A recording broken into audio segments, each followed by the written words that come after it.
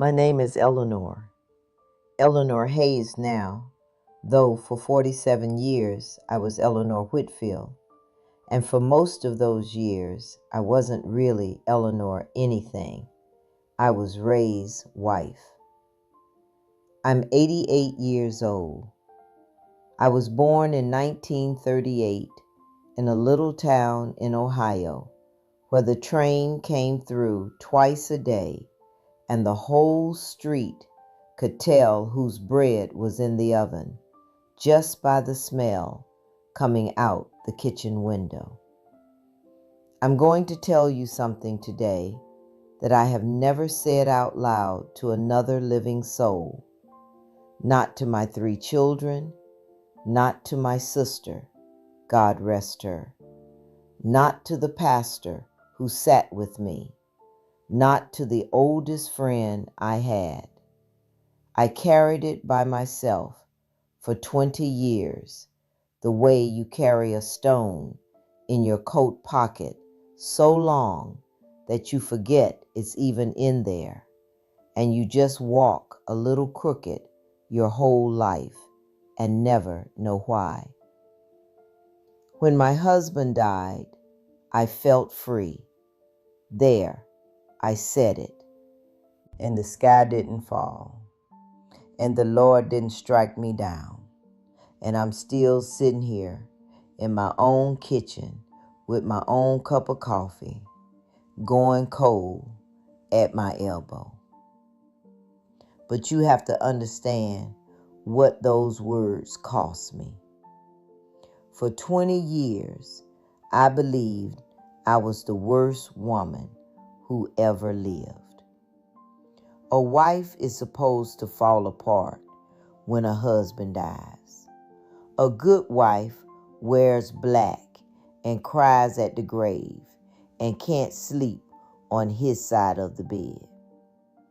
I did all of that on the outside. I wore the black. I cried where people could see me. And underneath it, quiet as a mouse in the wall, there was this other thing I couldn't kill. Relief. Like a window had been opened in a room I'd been shut inside so long I'd stopped noticing there wasn't any air. So if you'll sit with me a few minutes, I'll tell you the whole of it. I'll tell you who Ray really was, which is not what you're thinking. I'll tell you about the exact morning I understood what had happened to me. And I'll tell you what I did with the 20 years I got back, because I did do something with them. And that's the part that matters most. Stay with me to the end and you'll see why an old woman finally decided to stop being ashamed. Let me start with Ray, because I won't have you thinking he was a monster. He wasn't. That's the thing nobody tells you about a life like mine. It would be easier if he'd been cruel, if he'd raised his hand or drunk up the paycheck or run around on me. I'd have had something to point at. I'd have had a reason folks could nod their heads at. Ray never hit me, not once in 47 years. He didn't drink to speak of. He worked at the mill and then the county road office for 31 years and never missed a day, not even the day his own father was buried. He was a deacon at the church.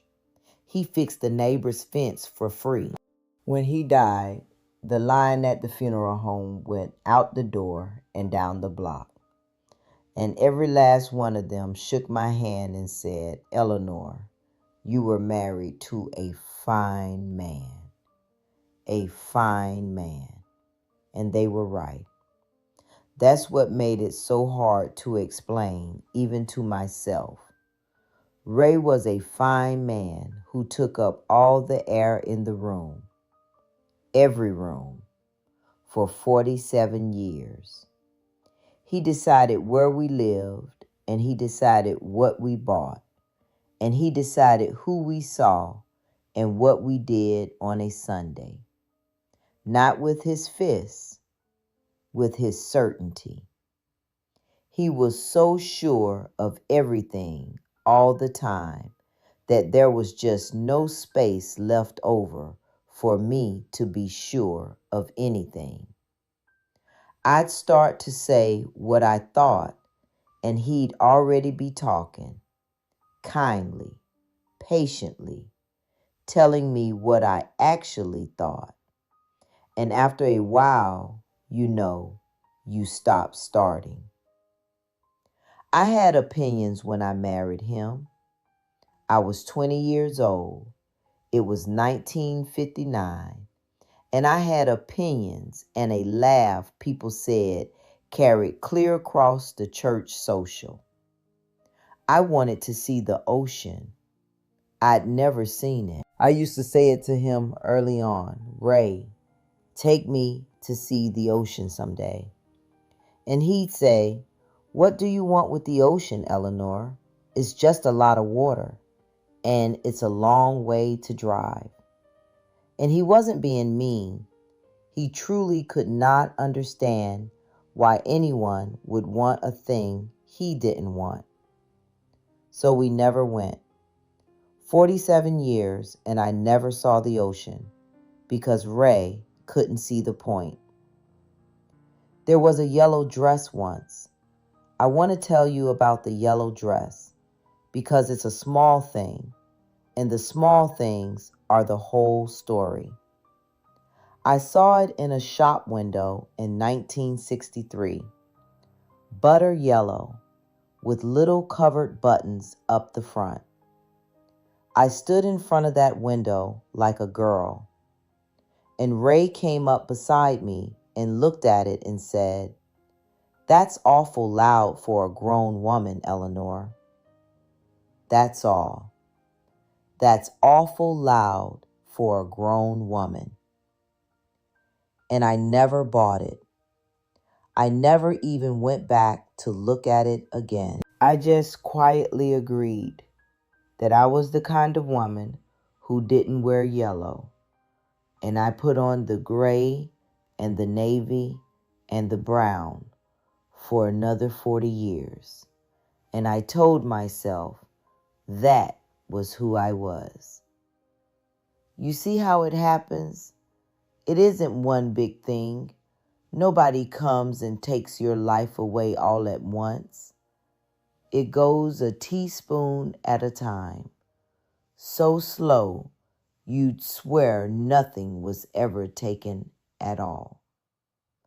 Now, if you're out there listening and something in this is landing on you, do an old woman one small kindness. Leave me a word down below, wherever it is you write those things. You don't have to say much, just the name of your town, so I know I'm talking to real people and not into an empty room. At my age, you like to know somebody's there on the other side. I'll take it as you holding my hand a minute. We raised 3 children in that house, Diane, and then the 2 boys, Michael and Tom. I loved them with everything I had, and if you ask them, they'd tell you they had a happy home. And they did. That's the strange part. It was a happy home. I made it a happy home with my 2 hands. The roast on Sunday, and the clean sheets, and the birthdays remembered, and the crying children rocked at 2 in the morning. I poured myself out into that family like water into dry ground, and I don't regret a drop of it. My children are the best thing I ever did. But somewhere In all that pouring out, I poured myself empty and never once got filled back up. Ray came home at 5:15 every single day. I knew the sound of his key in the lock, the way you know your own heartbeat. And every day at 5:15, my shoulders would come up around my ears just a little, and I'd check the kitchen, and I'd get ready to be Ray's wife again. I did that for 47 years, and I thought that tightening was just what evening felt like. I thought everybody's shoulders did that. He got sick in the winter of 2005. It was his heart. It took about a year, and I nursed him the whole way. And I want you to know I nursed him well. I was gentle with him. I held the cup to his lips, and I read to him, and I set up nights. Whatever else I'm confessing to you today, I was a good nurse to that man at the end, and I'm not ashamed of 1 minute of it. He died in the spring of 2006. I was 68 years old, and the funeral was just like I told you. The line out the door. A fine man, a fine man. I stood in my black dress and shook every hand, and I felt like a fraud, because underneath, I was waiting. I didn't even know what I was waiting for yet. I just felt this terrible, shameful lightness. Like when you set down a suitcase you've been carrying so long, your arms gone numb. And the arm doesn't feel free right away. It just feels strange, wrong, like a part of you is missing. Here's the morning I promised you. It was maybe 2 weeks after we buried him. I got up like always, still dark out, and I went down and I put the coffee on, and I sat at the kitchen table, and I waited for the tightening. 5:15 would come, my body knew, and my shoulders would come up around my ears. Except it was 6 in the morning, and he wasn't coming home at 5:15. And he was never coming home again. And I sat there in my own kitchen, in the quiet, and I felt my shoulders come down, all the way down. For the first time in almost 50 years, I felt them just drop, like something let go of the back of my neck that had been holding on so long I'd forgotten its grip. And I started to cry. But it wasn't grief. That's the thing I couldn't tell anybody. I was crying because I could breathe. I was 68 years old, and I was sitting in a yellow square of light coming through my own window, breathing. And I thought, God forgive me. I get to find out who I am at 68. I get to find out. Now here's what I did with it. And this is the part I want the young ones to hear. So listen. The first thing I did at 68 years old was I learned to drive. Ray never wanted me driving. He said it made him nervous.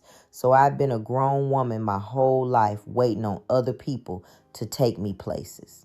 I took lessons from a boy at the high school for $10 a lesson, and I failed the test the first time, and I laughed about it, and I passed it the second time.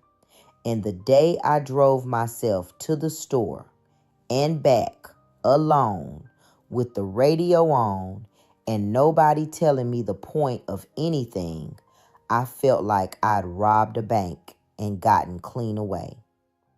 Then I bought the yellow dress. Not the same one, of course, 40 years gone. But I found one, butter yellow, little covered buttons, and I stood in the shop and I heard Ray's voice say, "That's awful loud for a grown woman." And I bought it anyway, and I wore it to church. And Diane looked at me funny, and I just smiled. And then when I was 70 years old, I drove myself to the ocean. Took me 2 days. I got a little room by the water, and I walked down to it in the morning in my bare feet.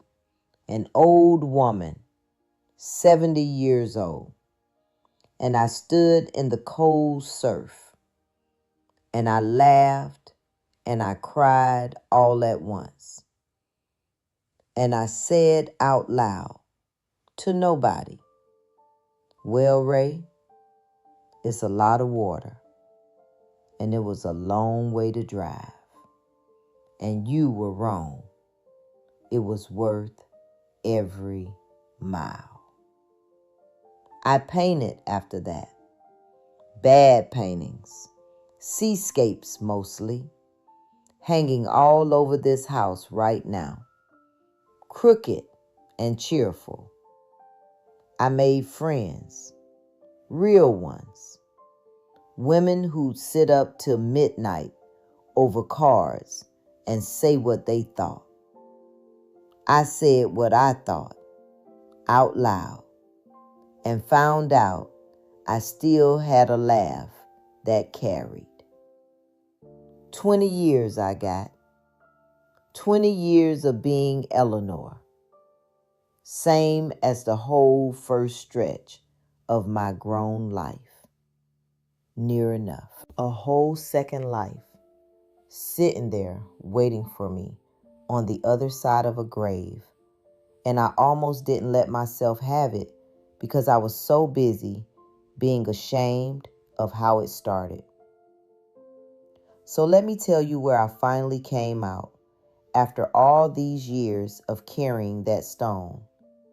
I don't hate Ray. I want to be clear as I can be on that. I've made my peace, and I've made it honest.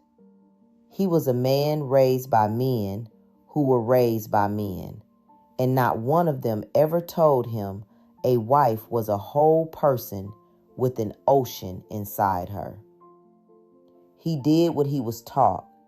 He thought he was doing right, and by the lights he was given, he mostly was. When I stand at his grave now, and I do go, I don't stand there angry. I thank him for the children, and I forgive him for the yellow dress.